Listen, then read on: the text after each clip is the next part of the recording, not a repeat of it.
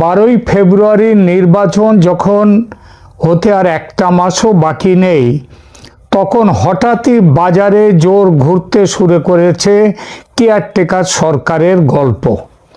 বাংলাদেশের নির্বাচনী সংস্কার কমিশনের চেয়ারম্যান বদিউল আলম মজুমদার অতি সম্প্রতি এই দুদিন আগে বলেছেন, তত্ত্বাবধায়ক সরকার ছাড়া সুষ্ঠু নির্বাচন সম্ভব নয়।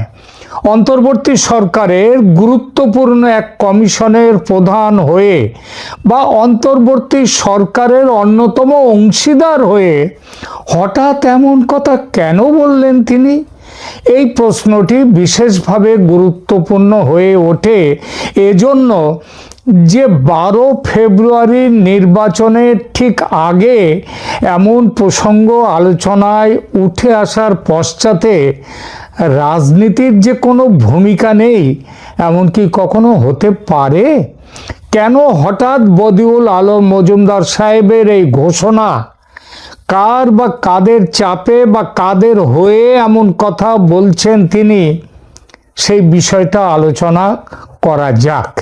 দেখা যাক প্রথমে যে বদিউল আলম মজুমদার তিনি ঠিক কি বলেছেন।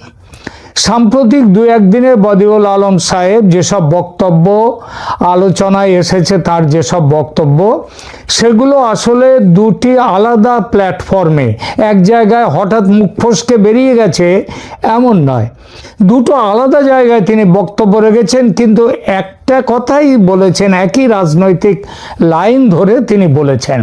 প্রথমটা বরিশাল বিভাগীয় সংলাপ, সুজন যে সংগঠন সে আয়োজিত বরিশালে সুজনের বিভাগীয় সংলাপ শেষে সাংবাদিকদের সঙ্গে কথা বলতে গিয়ে তিনি বলেন, সার্বিকভাবে নির্বাচনী ট্রেন ট্রাকে উঠেছে, কিন্তু গ্রহণযোগ্য নির্বাচন নিশ্চিত করতে কাঠামোগত পরিবর্তন দরকার।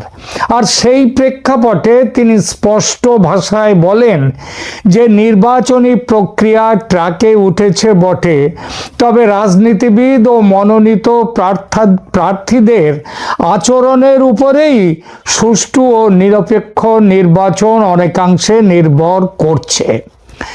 নিরপেক্ষ ও নির্দলীয় তত্ত্বাবধায়ক সরকার ছাড়া দেশে গ্রহণযোগ্য নির্বাচন আয়োজন করা সম্ভব নয়। আবার একবার বলছি কথাটা, নিরপেক্ষ ও নির্দলীয় তত্ত্বাবধায়ক সরকার ছাড়া দেশে গ্রহণযোগ্য নির্বাচন আয়োজন করা সম্ভব নয়।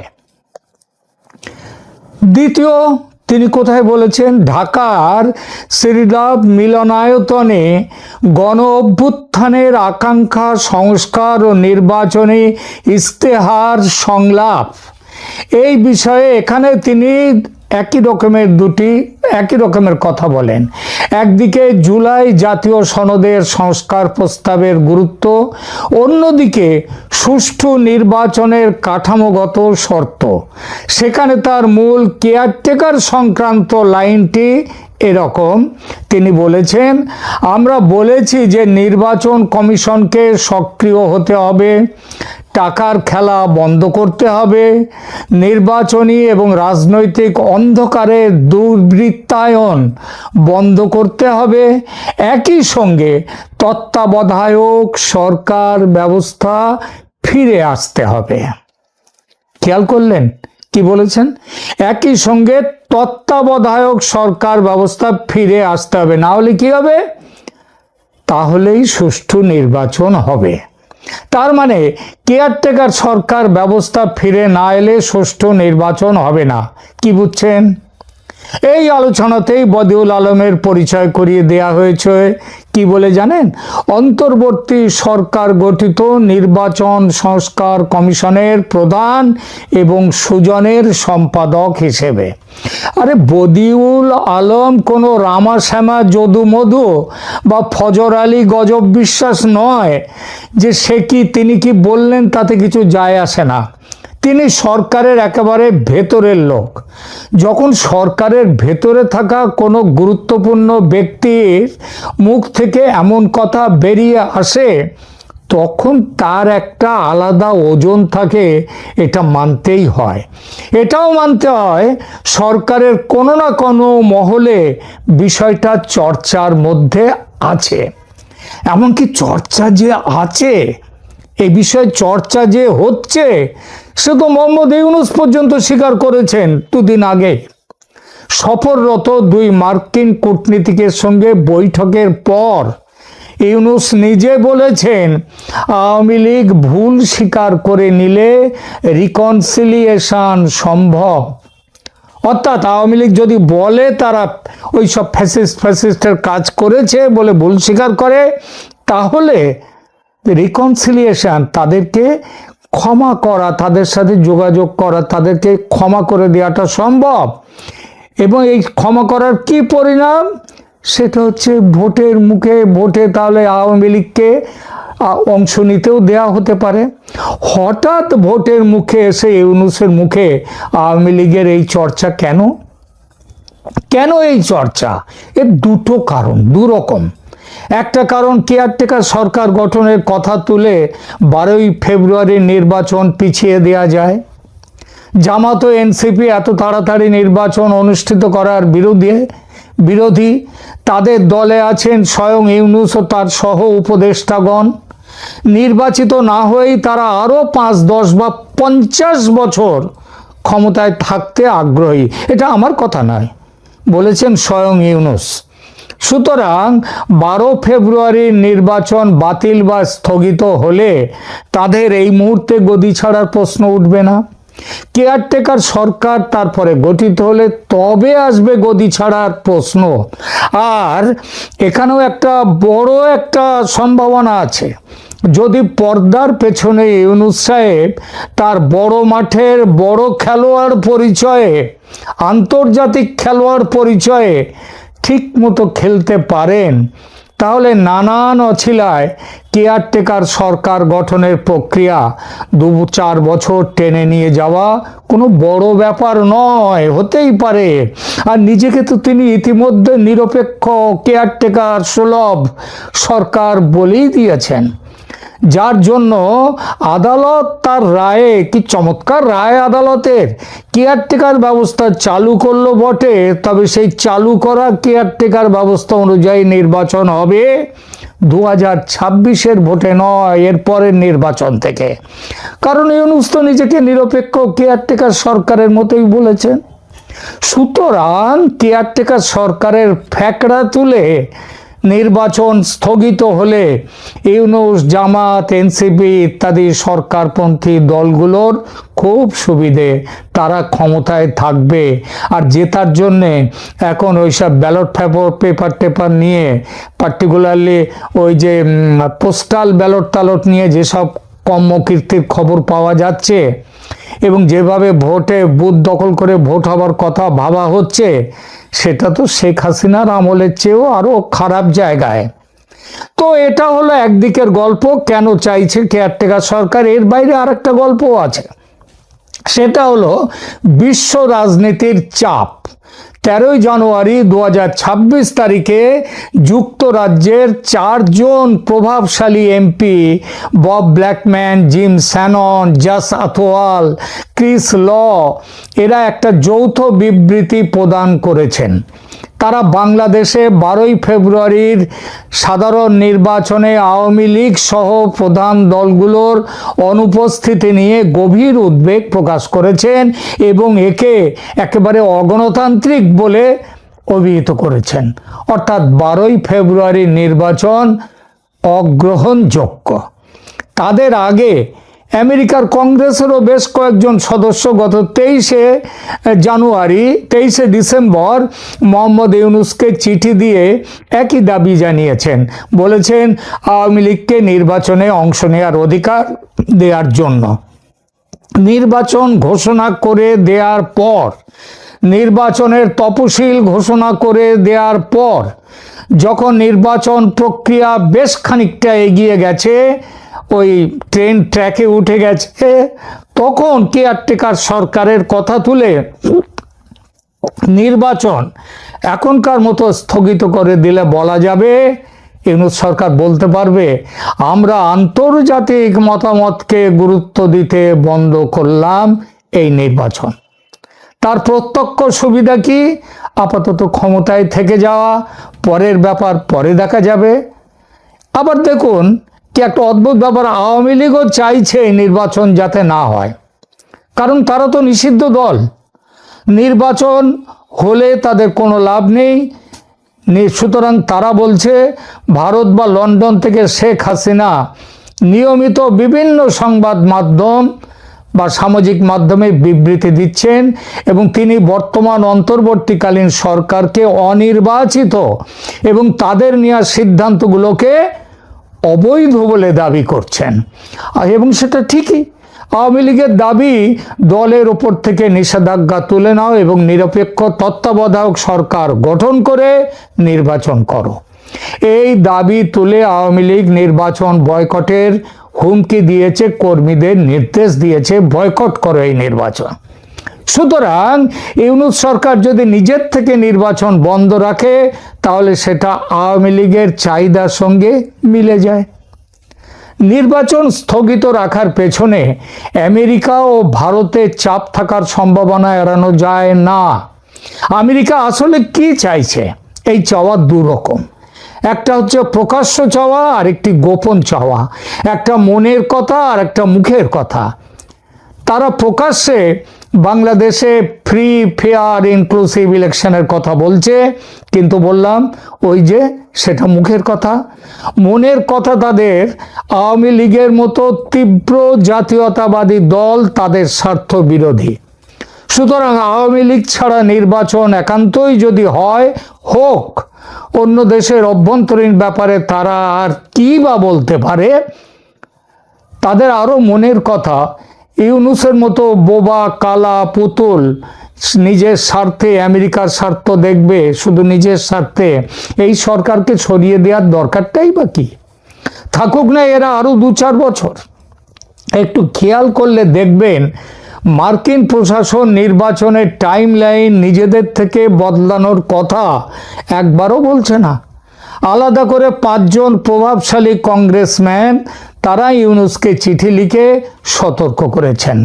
তারা বলছেন পুরো একটা দলকে ব্যান করলে বিপুল ভোটার ডিসএনফ্র্যাঞ্চাইজিস হবে, অর্থাৎ তারা ভোট দিতে আসবে না, এতে নির্বাচনের বৈধতা নষ্ট হবে।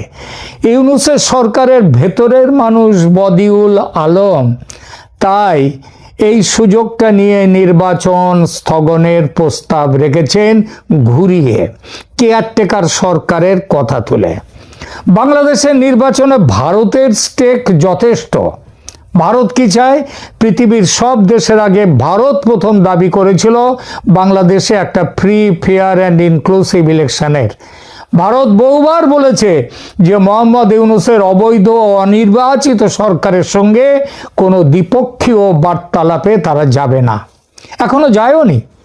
বাংলাদেশের মানুষের ভোটে যে দল ক্ষমতায় আসবে তার সঙ্গেই দ্বিপাক্ষিক ও সুপ্রতিবেশী সুলভ সম্পর্ক তৈরি করবে ভারত। এ কথাটা ভারত একবার নয় বহুবার বলেছে, কিন্তু এটা সর্বাংশে সত্যি এমন নয়।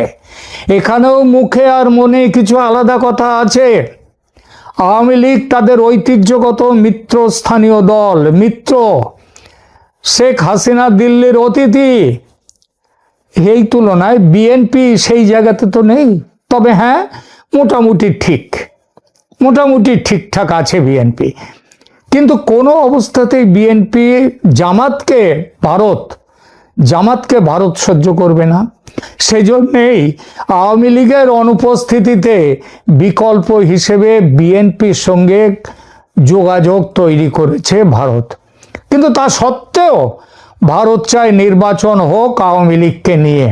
তার জন্য নির্বাচন যদি পিছিয়ে যায় আপত্তি নেই ভারতের। আর যাই হোক, ফেব্রুয়ারির মধ্যে ভোট করতেই হবে এমন কোনো ডেডলাইন কিন্তু কখনো বলেনি ভারত। আর এসব নানান কারণেই ভোট স্থগিত করার জন্য ইউনূস সরকারের ভেতর থেকেই কেয়ারটেকার সরকারের কথা তুলে দেওয়া হচ্ছে। এটা খুবই সম্ভব। 12ই ফেব্রুয়ারির ভোট যে কোনো মুহূর্তে স্থগিত হবার ঘোষণা আসতেই পারে। বাংলাদেশের নির্বাচনী ইতিহাসের তফসিল ঘোষণার পরও নির্বাচন স্থগিত বা পিছিয়ে দেওয়ার ঘটনা বেশ কয়েকবার ঘটেছে। এর মধ্যে সবচেয়ে আলোচিত ঘটনাটি ঘটেছিল 2007 সালে, যা ইতিহাসে 1/11 নামে পরিচিত। বাংলাদেশের নির্বাচনী ইতিহাসে এটাই সবচেয়ে নাটকীয় ঘটনা। নবম জাতীয় সংসদ নির্বাচনের ভোট গ্রহণের তারিখ সেবার নির্ধারিত ছিল 2007 সালের 22শে জানুয়ারি। তখনকার রাষ্ট্রপতি ও প্রধান উপদেষ্টা অধ্যাপক ডক্টর ইয়াজউদ্দিন আহমেদ নির্বাচনের তফসিল ঘোষণা করেছিলেন। বিরোধী দলগুলোর তীব্র আন্দোলনের মুখে ভোটার তালিকায় প্রায় 1,40,00,000 ভুয়া ভোটার তোলার অভিযোগে এবং নির্বাচন কমিশনের নিরপেক্ষতা নিয়ে চরম বিতর্ক তৈরি হয় তখন। ফলে 11ই জানুয়ারি 2007 দেশে জরুরি অবস্থা ঘোষণা করা হয়। ডক্টর ইয়াজউদ্দিন আহমেদ প্রধান উপদেষ্টার পদ থেকে ইস্তফা দেন এবং ফখরুদ্দিন আহমেদের নেতৃত্বে নতুন তত্ত্বাবধায়ক সরকার গঠিত হয়। ফলে নির্ধারিত 22শে জানুয়ারির নির্বাচন স্থগিত হয়ে যায়। মাত্র 11 দিন আগে বাতিল হয় সেবারের ভোট। সেই নির্বাচন প্রায় 2 বছর পিছিয়ে যায় এবং শেষ পর্যন্ত 2008 সালের 29শে ডিসেম্বর অনুষ্ঠিত হয়। কেয়ারটেকার সরকারের নির্বাচনে, সেখানে আপনারা জানেন শেখ হাসিনা সেই নির্বাচনে যেতেন। তিনি তার নির্বাচনে গড়িমসি করার জন্য নির্বাচন অনুষ্ঠিত করতে ক্রুদ্ধ হাসিনা ক্ষমতায় এসে কেয়ারটেকার সরকার ব্যবস্থা সংবিধান থেকে তুলে দিয়েছিলেন, এমনি তুলে দেননি। বর্তমানে যে 2026 সালের 12ই ফেব্রুয়ারি নির্বাচনের দ্বার প্রান্তে আছে বাংলাদেশ, এখানেও সম্প্রতি একটি আংশিক স্থগিতের ঘটনা ঘটেছে। পাবনা 1 এবং পাবনা 2 এর নির্বাচন কিন্তু স্থগিত করেছে নির্বাচন কমিশন, যদিও তারা বাকি 298টি আসনে নির্বাচন হবে বলে চলেছেন এখনো। তফসিল ঘোষণার পর নির্বাচন স্থগিত হওয়া একটি অস্বাভাবিক পরিস্থিতি। সাধারণত 3টি কারণে এটি ঘটে। একটা প্রাকৃতিক বড় দুর্যোগ ছাড়া আর যে 2টো কারণ আছে, এই 2টো কারণই এখানে খাটে। কি কারণ? প্রথমত রাজনৈতিক সংকট বা জরুরি অবস্থা। যদি দেশের বড় রাজনৈতিক দলগুলো নির্বাচন বয়কট করে এবং রাজপথে বড় ধরনের সহিংসতা তৈরি হয়, যেমনটা হয়েছিল 2007 সালে, তাহলে নির্বাচন স্থগিত হতে পারে। 2024-এ সহিংসতা তৈরির যে অভিজ্ঞতা আছে ইউনূস, জামাত, ছাত্র জনতার, সেই অভিজ্ঞতায় রাজপথে সহিংসতা তৈরি করা তো বাঁয়া হাত কা খেল, এটা হতেই পারে। দ্বিতীয়ত আদালতের নির্দেশনা। যদি আদালত কোনো নির্দেশ দেয় তাহলে সেটা সেই অনুযায়ী যদি ভোট স্থগিতের আদেশ দেয় তাহলে ভোট স্থগিত থাকবে। নির্বাচন নিয়ে সুপ্রিম কোর্টে একাধিক মামলা কিন্তু এই মুহূর্তে লম্বিত আছে।